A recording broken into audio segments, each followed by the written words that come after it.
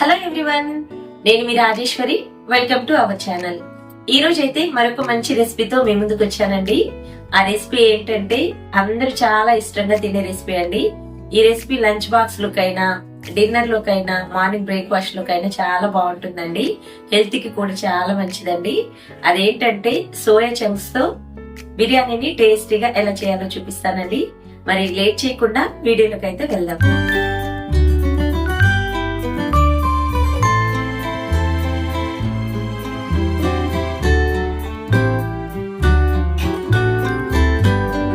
Friends, first అయితే ఇక్కడ మనం సోయా చంక్స్ ని తీసుకోవాలండి. మీల్ మేకర్ ని. ఇవి ఇక్కడ నేను చిన్నగా ఉండేవి తీసుకున్నానండి. పెద్ద అయినా వేసుకోవచ్చు, కానీ ఇలా చిన్నగా ఉండేవి తీసుకుంటే మనకి బిర్యానీలో వేసినప్పుడు ఉప్పు, కారం, మసాలాలు అన్ని పట్టి టేస్ట్ అనేది చాలా బాగుంటుందండి. ఇక్కడ నేను సుమారుగా ఒక 50 గ్రాముల వరకు తీసుకుంటున్నానండి. ముందుగా ఒక బౌల్లోకి 1 కప్పు దాకా సోయాని తీసుకుంటున్నానండి. వీటిని మిల్ మేకర్స్ అని కూడా అంటారు. ఆ తర్వాత ఇందులోకి హాట్ వాటర్ యాడ్ చేసుకొని అంతా ఒకసారి స్పూన్తో మిక్స్ చేసుకోండి. ఇలా వాటర్లో సోయా చంక్స్ని మొత్తం డిప్ చేసుకున్న తర్వాత కొద్దిగా చల్లారిన తర్వాత వీటన్నిటిని కూడా పిండేసి ఒక గిన్నెలోకి ట్రాన్స్ఫర్ చేసుకోండి. ఇలా మొత్తం కూడా తయారు చేసుకొని పక్కన పెట్టుకున్న తర్వాత వేరొక బౌల్లోకి 1 కప్పు దాకా కమ్మని పెరుగుని వేస్తున్నాను. పుల్లని పెరుగు అయితే అంత బాగోదు కాబట్టి. ఆ తర్వాత 1/2 టేబుల్ స్పూన్ దాకా ఉప్పు, 1 టేబుల్ స్పూన్ దాకా కారం, 1 టేబుల్ స్పూన్ దాకా అల్లం వెల్లుల్లి పేస్ట్, 1 టేబుల్ స్పూన్ దాకా ధనియాల పొడి వేసి అంతా ఒకసారి మిక్స్ చేసుకోండి. మీకు ఇష్టం ఉంటే 1/4 టేబుల్ స్పూన్ దాకా గరం మసాలాని కూడా యాడ్ చేసుకోండి. ఇప్పుడు ఈ పెరుగు మిశ్రమంలో ఈ మసాలా పౌడర్లన్నీ మిక్స్ అయ్యే వరకు బాగా మిక్స్ చేసుకున్న తర్వాత మనం ముందుగా పిండి పక్కన పెట్టుకున్నటువంటి సోయా చంక్స్, అలాగే క్యారెట్ ముక్కలు, మీకు ఇష్టం ఉంటే బంగాళదుంప ముక్కలు, బీన్స్ ముక్కల్ని కూడా యాడ్ చేసుకోవచ్చు. ఇప్పుడు వీటన్నిటిని కూడా బాగా మిక్స్ చేసేసుకొని పక్కన పెట్టుకోవాలి. ఇప్పుడు బిర్యానీ తయారు చేసుకోవడానికి స్టవ్ ఆన్ చేసి ఒక కడాయి పెట్టుకొని ఇందులోకి ఆయిల్ సరిపడా వేసుకోండి. ఆయిల్ హీట్ అయిన తర్వాత బిర్యానీ హోల్ గరం మసాలాని యాడ్ చేస్తున్నాను. ఆ తర్వాత ఒక బిర్యానీ ఆకు వేసి ఒకసారి ఫ్రై చేసుకోండి. ఇలా ఫ్రై చేసుకున్న తర్వాత మీడియం సైజుగా ఉండే 2 ఉల్లిపాయలని ఇలా పొడుగుగా కట్ చేసుకొని యాడ్ చేసుకోండి.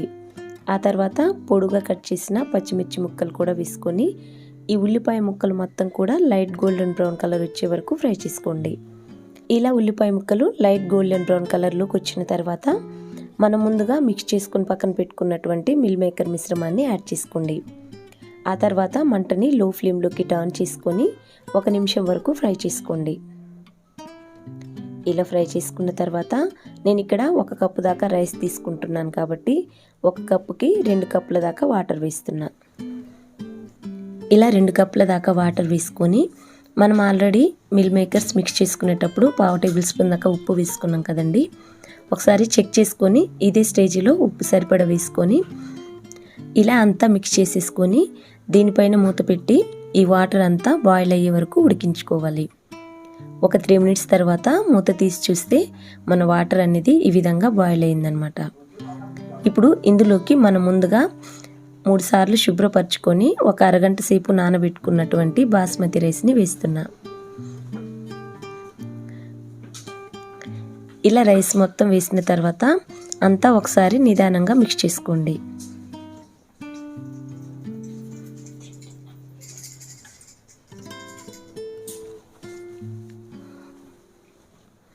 ఇలా మిక్స్ చేసుకున్న తర్వాత మరలా తిరిగి దీనిపైన మూత పెట్టి ఒక 10 or 12 మినిట్స్ వరకు మీడియం ఫ్లేమ్లో ఉడికించుకోండి.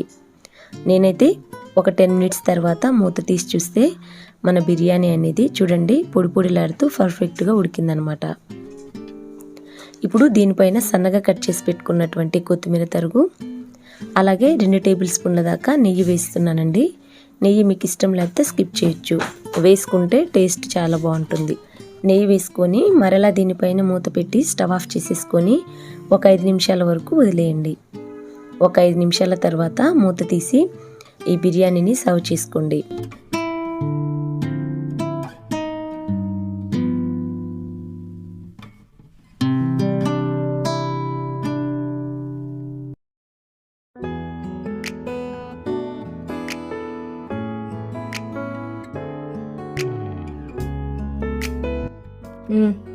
సో మరి ఫ్రెండ్స్, చూసారు కదా గుమ్మగుమ్మలాడే మీల్ మేకర్ పలావ్ని ఎలా తయారు చేసుకోవాలో.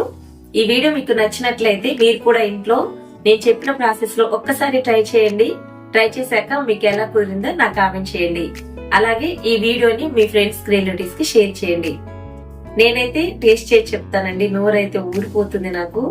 నేనైతే రైతాని చేశానండి. మీరు గోంగూర చట్నీతో అయినా సర్వ్ చేసుకోవచ్చు, లేదంటే ఏవైనా నాన్ వెజ్ కర్రీస్ తో గానీ ఆలు కుర్మాతో గానీ అద్దరిపోతుంది అనమాట.